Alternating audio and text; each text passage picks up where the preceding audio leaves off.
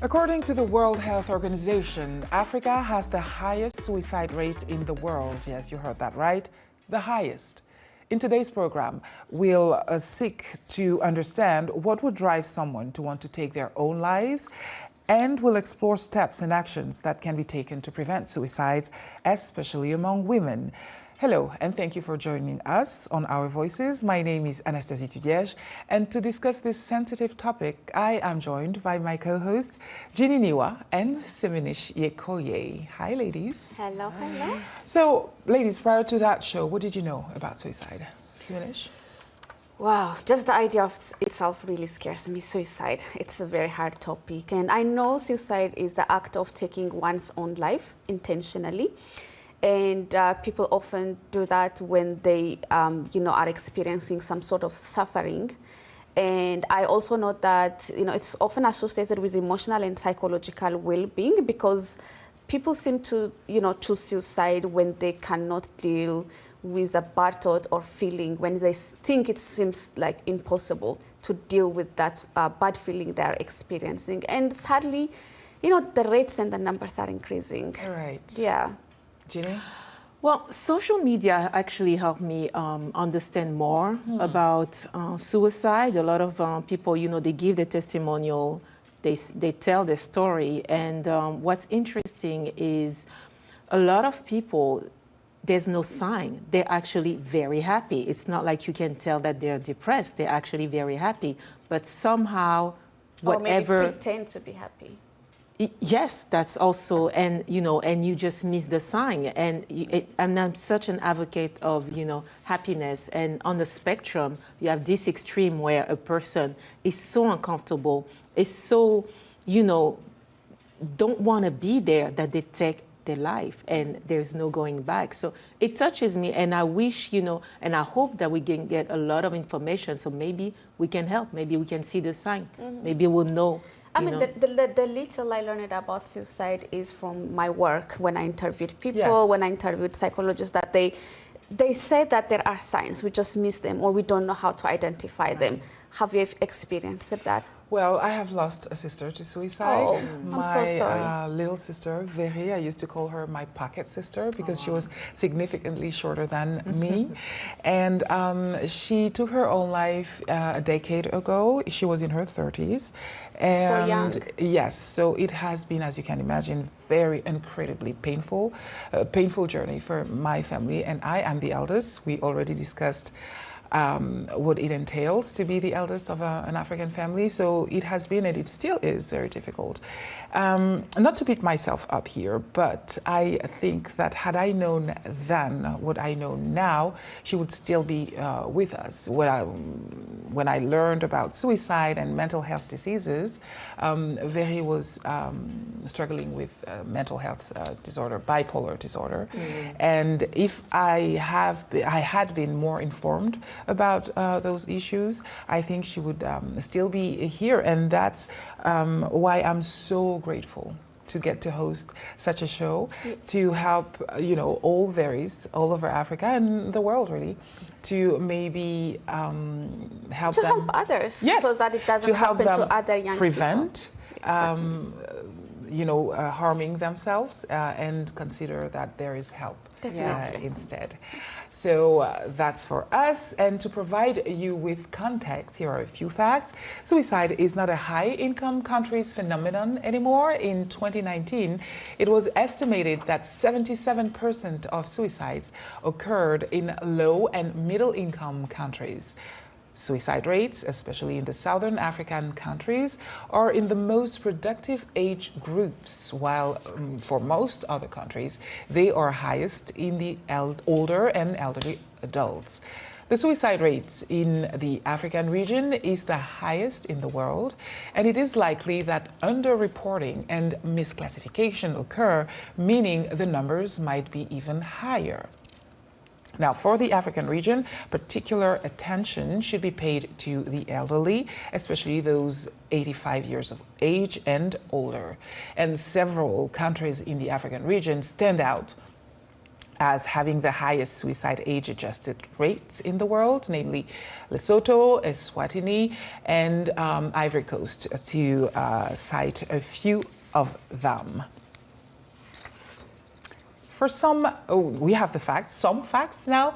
Let's have some perspective, and for that, let's welcome Dr. Dixon Chibanda, psychiatrist from Zimbabwe, creator of the Friendship Bench. The Friendship Bench is a unique intervention he has developed to bridge the mental health treatment gap through the use of problem-solving therapy delivered by trained lay health workers, focusing on people who suffer from common mental disorders such as anxiety and depression, and the said lay workers are grandmothers. Since its inception in 2006 in one of Zimbabwe's capital Harare townships, the program has trained 2,000 grandmothers, has proven its effectiveness, and has expanded in 70 communities all over the country, but also outside Malawi, Zanzibar, and New York City. Dr. Chibanda is also the director of the African Mental Health Research Initiative, a capacity-building program. Dr. Chibanda, thank you so much for accepting our invitation. Pleasure. Thank you for inviting me. So, and I just want to start. Yes, say that again. I wanted to just say thank you for sharing the story of your sister. Thank you. That's really touching. Thank you. I believe one of your young female patients' suicide is at the root of your formidable program. Can you tell us more? Yes. During my formative years working as a psychiatrist in Harare, I lost a patient of mine to suicide. Erica was her name. Erica had been under my care for just over 3 years when she took her own life. And, it was the manner in which the whole thing happened which transformed the way I think about mental health. Erica took her own life because essentially her family could not afford the $10 bus fare to come to the hospital where I work. That really transformed the way I think, because I realized then that there was a need to take mental health to the community and not focus on people coming to the hospital to receive services. And so that was really the beginning of the journey of Friendship Bench. Dr. Dixon, we used to think that we Africans were immune to depression, even considering suicide. Was that a cliche? Were there a misconception there? No, there was no misconception. Interestingly, it's all about perception. In African culture, in most African cultures and languages, there is no word for depression. In my language, we talk about kufungisisa, which is the equivalent of depression. When you ask people in Zimbabwe whether they are depressed, they'll probably say they are not depressed, but they have kufungisisa, So I think it's about semantics. It's about the culture and the way we express ourselves. There's idioms of distress that we use, but suicide has always been there across all cultures. And just to put a little bit of context to this discussion, suicide is actually a leading cause of death globally amongst people aged between 16 and 26, in the world over. And of course, Africa is affected the most. I think the other problem that may result in us thinking that Africans think they do not suffer from depression is because our understanding, the concepts that we use to define depression are all based on research that is carried out in the Northern Hemisphere in institutions in the North. We don't really have culture-bound syndromes to describe some of the challenges that we face in Africa, which would then, unpack a lot of what we think we do not face in Africa. Dr. Chibanda, I know that the suicide of your patient pushed you to start the Friendship Bench program. Can you tell us about, some of the women you came across who take their own lives? Can you describe them, maybe what, pushed them to such action? The most common cause for suicide and deliberate self-harm in Africa, as in most parts of the world, are actually what we call social determinants of health, or mental health. Intimate partner violence, poverty, living with HIV, the kind of challenges that affect a lot of people in the world. And unfortunately, we tend to think that people who take their own lives are only people who are suffering from a defined mental disorder, such as depression or bipolar affective disorder. A great deal of people who take their own lives don't even meet the criteria of any of those conditions. They are simply responding to an extremely stressful situation, which sometimes is very short-lived. It can be an altercation in the workplace. It can be a misunderstanding in the family. It can be receiving a poor grade at school. All those kind of things can act as triggers to a suicide.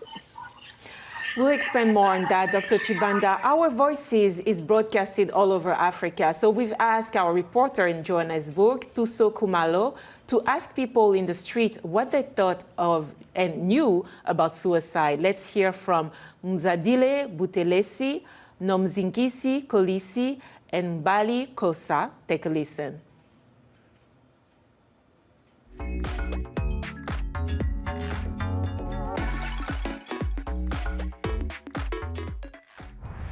I do know someone from my class, a friend, and also some other women from the same street and stuff committed suicide.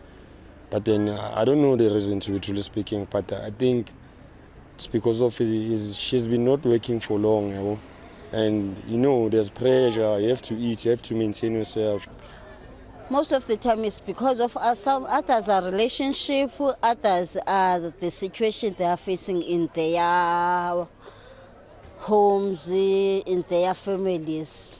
Yes. Like someone is maybe she is not well or he is not well. She can't discuss herself to. Maybe she doesn't find someone to talk to. Just do sports like run, go to the gym, just to ease up your mind if you're going through a lot. Yeah. Just do something that will keep you active and stuff. Being lazy also, it will lead to depression and all that stuff, Thank you, Tuso, for these interviews. Dr. Chibanda, any thoughts on what we just heard? Yes, a lot of what we just heard are kind of social determinants, the things that can drive one to actually take their own life. But there's also some misconceptions, for instance, laziness. Sometimes what we refer to as laziness can actually be symptoms of depression itself, because when people are depressed, they can withdraw, they become less active, they are less motivated to do the things that they normally do.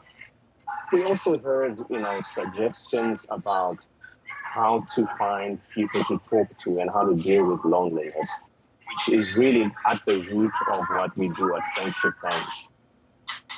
Thank you so much, Dr. Chibanda. It's now time for a short break, but please stay with us. And to our viewers and listeners, feel free to share your thoughts on suicide. Were you aware of the statistics? Has someone close ever told you that they were considering suicide? Or did you lose a beloved one to suicide? As usual, we want to hear from you. Facebook, Instagram, or X, #VOA Our Voices. After the break, we will join by a guest in our Studio 54. She will share her experience as the founder of a podcast and an organization dedicated to shedding light on suicide among the Black community here in the US. Stay tuned, stay with us. We'll be right back.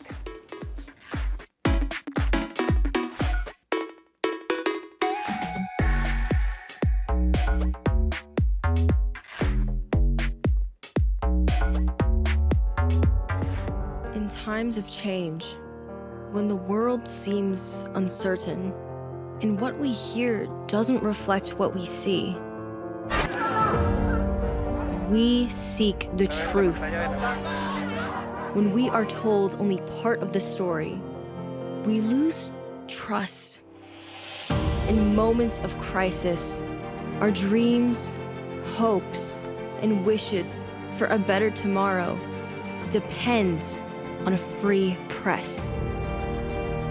At Voice of America, we bring you the stories that people take risks to see. We connect the world and unite it with truth. At Voice of America, we show you the whole picture.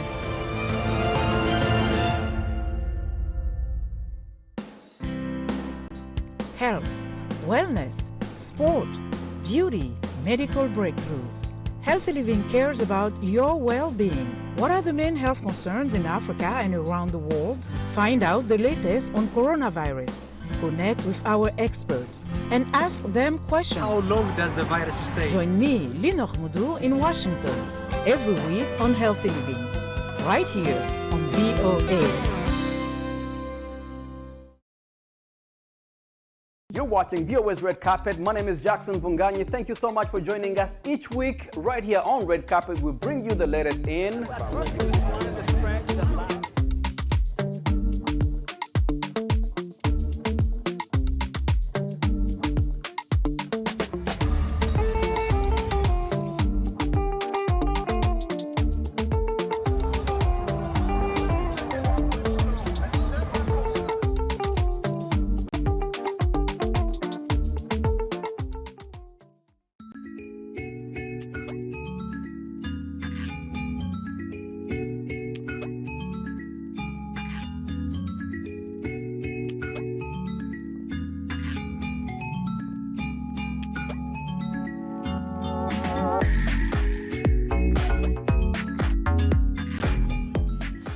Welcome back, you are with Our Voices. Today we are talking about suicide.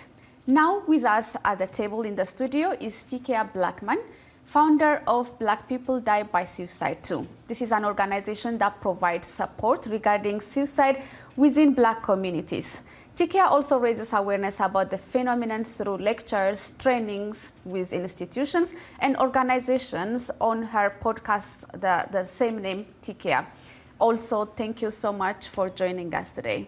Thank you for having me. Yeah, definitely. So tell us, why did you choose to focus on African American communities when it comes to suicide? Because growing up for me, I was told that suicide didn't happen to Black people. I was told that it only happens to white rich people when they lose their money.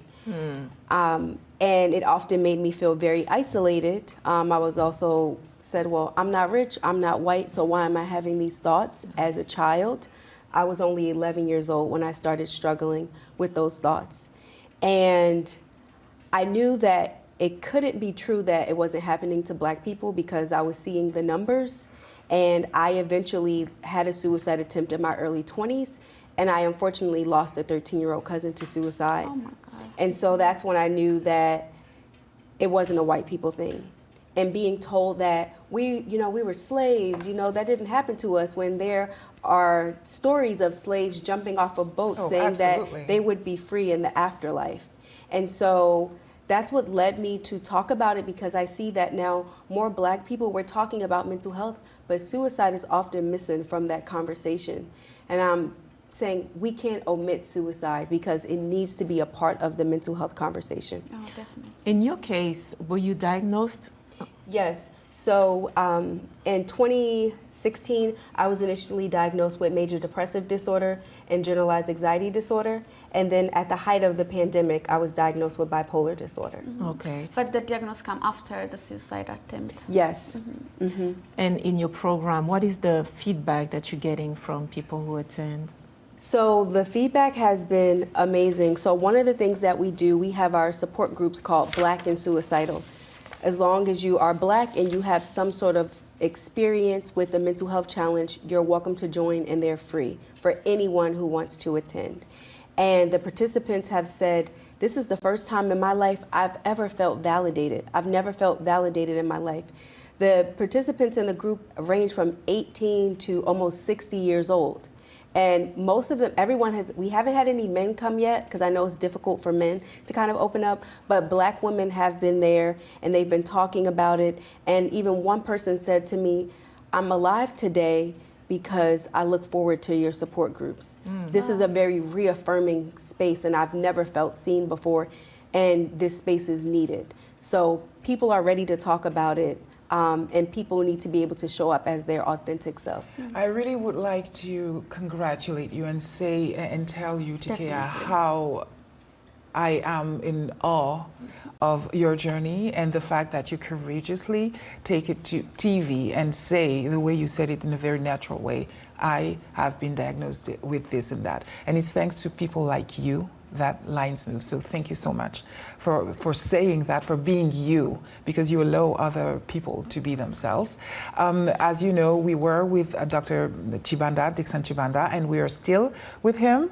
And I'm pretty sure that he was very interested with what you were saying. Dr. Chibanda, you're still here. Did you hear about, T-Kea's testimony? Really powerful. Keep up with that work. That is so important. That is so important work. So I have a question for you, Dr. Chibanda, and it's and I would like for you to answer that too, T-Kea. There is one psychiatrist for 1 million Africans. So seeking that helps, seeking help that way is merely an option for now, but you are working to change that. What would you advise people with suicidal thoughts to do in the absence of a confidant or an outlet? And what is the appropriate response to give when someone shares that they are having suicidal thoughts? And that question is for you and for T-Kea. So I think, T-Kea just told us the answer here, and we need to leverage community resources. T-Kea has a resource for people who are struggling. One of the challenges that generally we've made in the global health or global mental health space is to assume that only professionals can address mental health problems. And T-Kea's example, just like the friendship bench, tells us that ordinary people in community can be equipped with basic skills to actually respond and assist each other. So that is what we need to be focusing on, as opposed to just relying on the few psychiatrists or trained therapists that we have. Okay, and what would be the appropriate response to give if someone comes to us and say, hey, I'm having those thoughts? So I would immediately leverage resources what a friendship bench. When somebody gets in touch with us with those thoughts, we try to link them up with an existing service. If they cannot access friendship bench, we invite them to access other services at community level as an entry point. Right now I'm in London, where we are trying to introduce friendship bench for the very reason that I'm talking about, because access to a psychiatrist or a trained therapist is very difficult even here in London. But if people have friendship benches as an entry point, that can be used as a stopgap measure to address the challenges that they are facing. T-Kea, what would you advise? So I think the one thing is to not try to fix someone. A lot of times we want to help people so much, we want to hurry up and fix the problem, but there are many times where we can't fix it. And so one of the things that we can do is learn to listen non-judgmentally. Don't have any judgment and saying, why would you want to do that? Try to empathize and place yourself in that person's shoes. And even if you can ask them, how do you feel best supported? Don't make the assumption that what makes you feel supported makes another person feel supported. So I know when I'm struggling and I've had suicidal thoughts since my attempt, I'll tell someone, hey, can you come over and keep me company because I live alone? I don't want to be alone right now. For some people, it's also maybe sending them a care package. Like if someone is in the house, in the hospital, or they're at home and they're recovering from surgery or cancer or something, send a care package, an edible arrangement, anything to just say, I'm thinking of you. That goes a long way. And I think sometimes we try to treat it like rocket science when it's not. And so just letting people know, I'm here if you want to talk about it, but also don't stop at just talking. Sometimes people need someone to physically show up to support them. T-Kea, you also talk about the way we address and talk about suicide by itself can be a problem. And you said that we should not say, for example, committed suicide. How should we address it? So the reason why we don't say committed suicide is because in some countries, and it's considered a crime. And we often think about committed a crime or committed a sin. That places wrongdoing and perpetuates the stigma.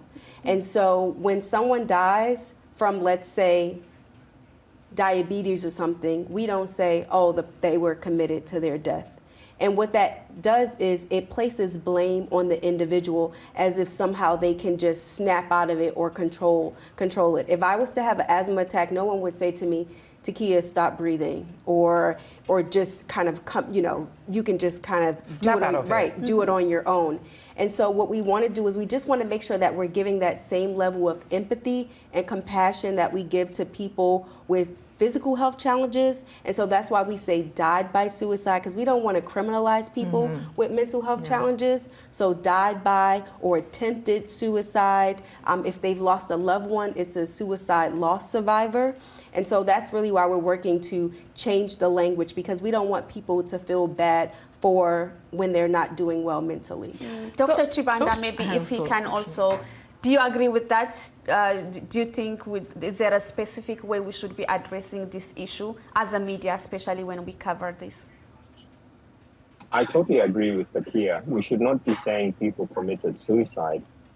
We should be talking about people taking their own lives. That's the term that we encourage. I also firmly agree with T-Kea on the aspect of empathy.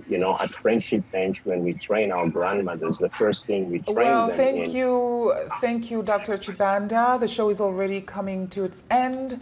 We have learned so much thanks to our wonderful guest, T-Kea Blackman, here on set with us, founder of the podcast and organization Black People Die by Suicide 2, and Dr. Dixon Chibanda, creator of The Friendship. Goodbye and see you next week.